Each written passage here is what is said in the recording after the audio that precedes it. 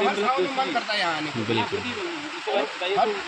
मंदिर की स्थापना में भक्ति समाज किन का सहयोग रहा क्षेत्र का तो पूरे क्षेत्र का अपार सहयोग मिला है इसमें। उसमें तो क्या कहना है, मतलब मैं छोटी मुँह बड़ी बात होगी और उसका बखान नहीं कर सकते हैं। जो 2010 में हमने इसका शुभारंभ किया था तो उस समय सोचा भी नहीं था कि इतना भव्य बनेगा, परंतु बालेश्वर की ऐसी कृपा है कि हाथ में तो कौड़ी नहीं थी, परंतु कहाँ से आया और कितना बड़ा भव्य मंदिर, यज्ञशाला, आपके भैरव जी का मंदिर, यहाँ धर्मशाला आदि सब अचानक कैसे बन गए। और अभी तक हमें वास्तव में हमारे विश्वकर्मा जी यहीं पर हैं, उनको भी पता है कि कितना कहाँ से आया पैसा, कितना आया, ना उनको पता है ना आने जिनने दिया उनको पता है कि कहाँ से आया, कैसी परिस्थितियों में बनाया। वो बस वो या तो बालेश्वर महादेव को पता है और बबूरी को पता है, वो हम तो जानते नहीं सकते। सब जनता से भी यही कहना चाहेंगे कि यहाँ पर सहयोग करें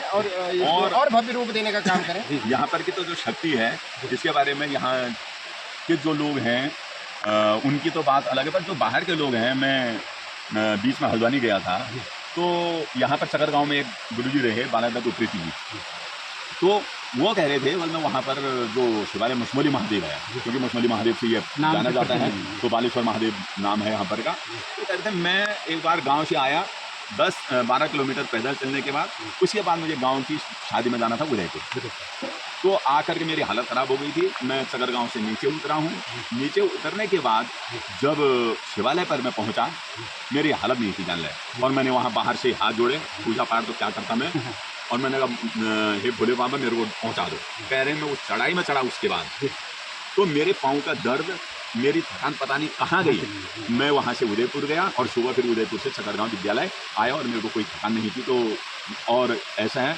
और मैं दूसरा मैं आपको बताऊँ एक यहाँ पर का उदाहरण, मेरी पत्नी आंगनबाड़ी में थी, वो वहाँ मानदेय लेके आ रही होगी, तो वो पैसा उसका कहीं पर गिर गया, और गिर गया तो उसने कह रही है कि मैंने सिर्फ सिद्धू को याद किया, तो 4 या 5 दिन बाद वो पैसा वैसे ही रास्ते में गिरा हुआ मिला। वो नहीं भोलेनाथ की बहुत बड़ी कृपा है, पर हम तो खैर यहाँ पर रह भी चुके हैं। और जबकि ये रास्ता उन दिनों खूब चलता फिरता था, है ना, आज से 10-15 साल पहले, 15 साल तो छोड़े हुए हो गए हैं।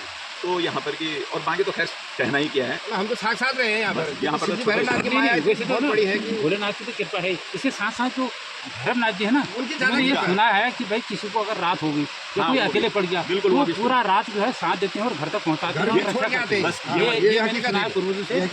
ये उनके साथ हुआ है, हमारे पत्नी के साथ उनके साथ हुआ है, यहाँ से आगे तक छोड़ने के लिए और पीछे से आवाज़ कर दो और उसके बाद पता नहीं गायब हो जाती है। जब अड्डे पर पहुँचते हैं यहाँ पर। और बाकी अब यह है कि भवानी शंकर व बंदे श्रद्धा विश्वास रूपेणो, श्रद्धा और विश्वास भवानी और शंकर पर जिसका जितना होगा उतने ही वो फलदायी होते हैं उनके लिए हमेशा। तो श्रद्धा और विश्वास हम जितना करेंगे उतना हमें फल प्राप्त होगा। हर हर महादेव। हर हर महादेव। आप पापा कुछ कहना चाहेंगे तो 2 शब्द उनके भी हम जरूर सुनेंगे। कैसी स्थितियों में बनाया, खुद जाना पड़ा आपको, तो यहाँ के लिए टाइल पत्थर के लिए खुद जाना पड़ा, है ना। तो आपने बड़ा सहयोग किया भगत सिंह जी ने, है ना, पहले से ही है। और आपने तो मंदिर का निर्माण के सुना दिया, जहाँ की कोई भी सामग्री हो सिर्फ कहना है, आप कह दीजिए। उनका कितना पारिश्रमिक लगा, गाड़ी का कितना खर्चा आया, हमने न उनसे पूछा और ना उनने हमें बताया। हमने पूछा ही नहीं तो पता नहीं क्या था। और परंतु यदि उनके मन में होता तो बाद में सामान नहीं लाते, परंतु वो सब भगवान की कृपा से एक बात हमारे और जोशी जी दिन रात लगे रहते। एक पेड़ ये भी है, ये भी लगाना है। ये है रात की रानी।